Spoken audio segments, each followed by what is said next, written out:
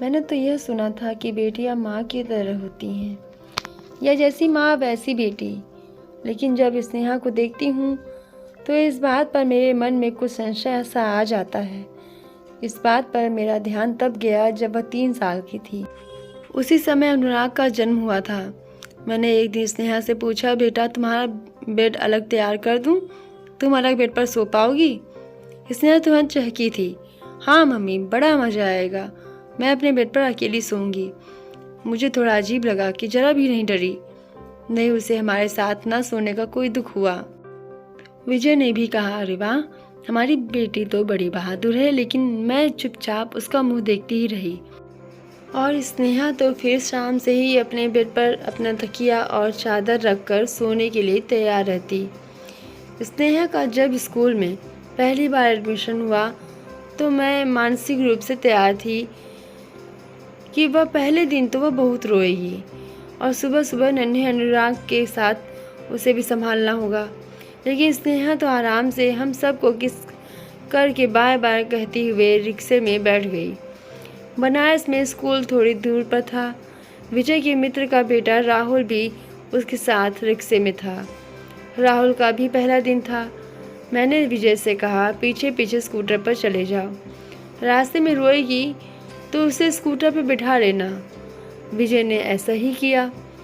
लेकिन घर आकर जोर जोर से हंसते हुए बताया, बहुत बढ़िया सीन था। स्नेहा इधर उधर देखती हुई खुश थी और राहुल पूरे रास्ते जोर जोर से रोता हुआ गया। स्नेहा तो आराम से रिक्शा पकड़ के बैठी थी। मैं चुपचाप विजय की बात सुन रही थी। विजय थोड़ा रुक कर बोले, प्रीति, तुम्हारी मम्मी बताती हैं कि तुम कई दिन तक स्कूल रो रो कर जाया करती थी। भाई, तुम्हारी बेटी तो बिल्कुल तुम पर नहीं गई।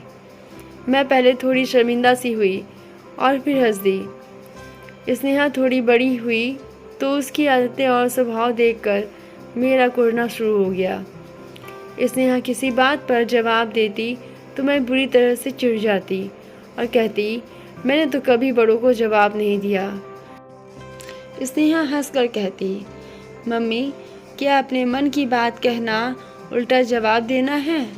अगर कोई मुझसे पूछे कि हम दोनों में क्या समानताएं हैं तो मुझे काफ़ी सोचना पड़ेगा।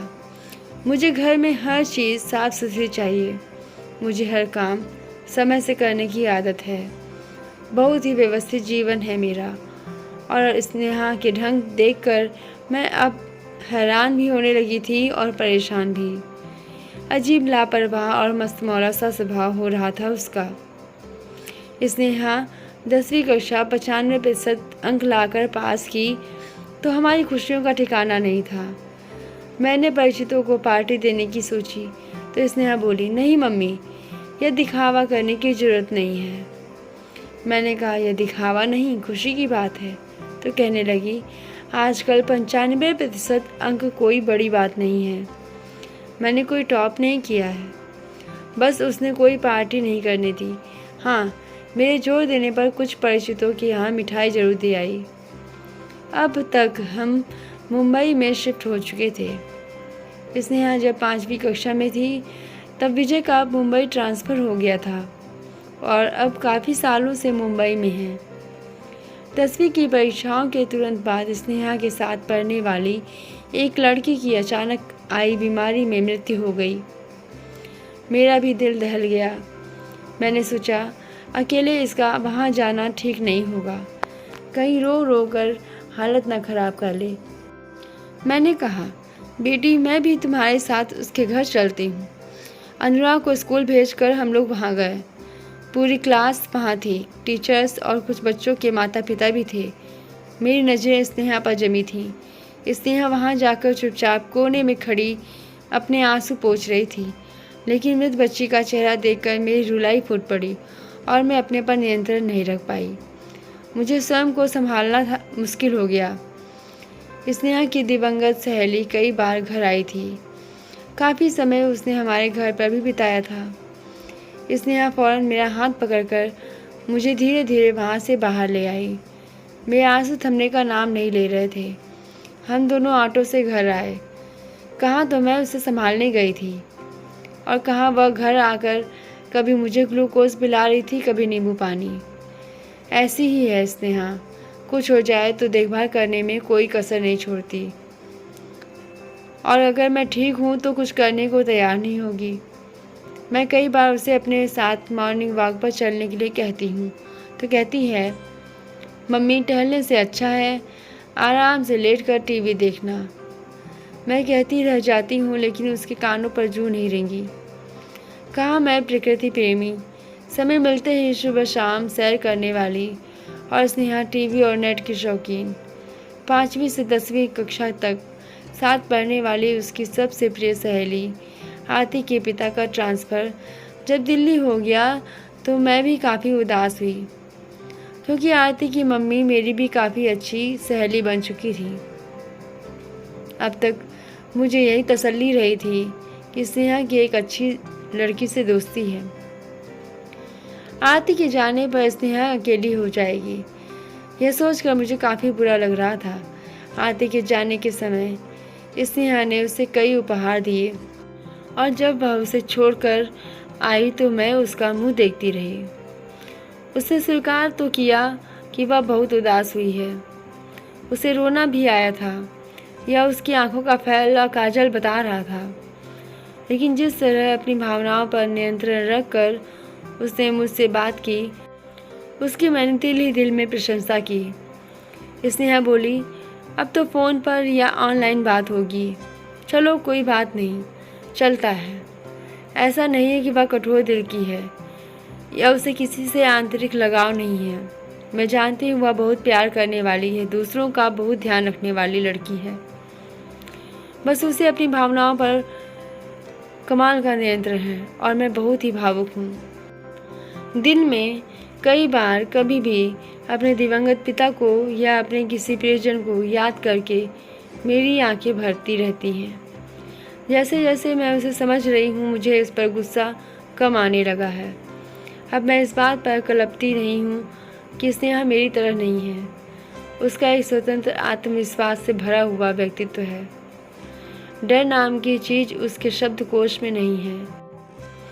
अब वह बीकॉम प्रथम वर्ष में है, साथ ही CPT पास करके CA की तैयारी में जुट चुकी है। हमें मुंबई आए 9 साल हो चुके हैं।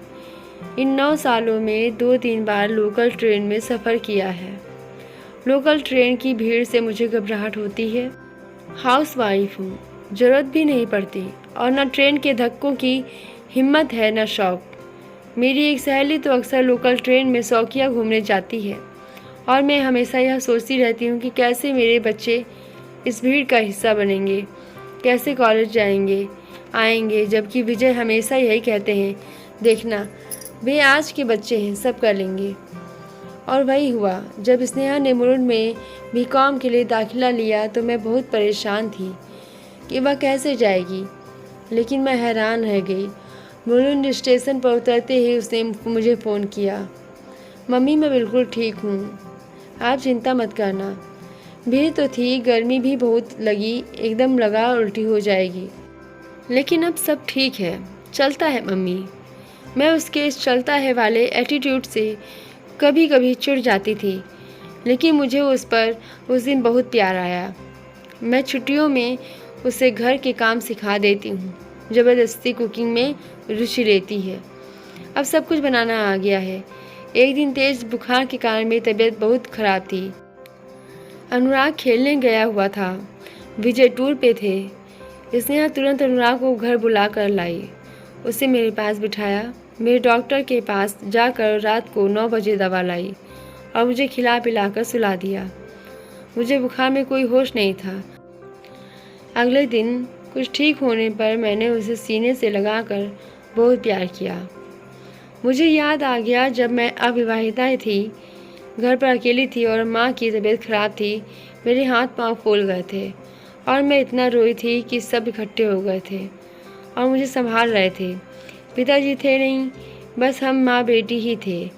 आज स्नेहा ने जिस तरह सब संभाला, अच्छा लगा। वह मेरी तरह घबराई नहीं। अब वह ड्राइविंग सीख चुकी है।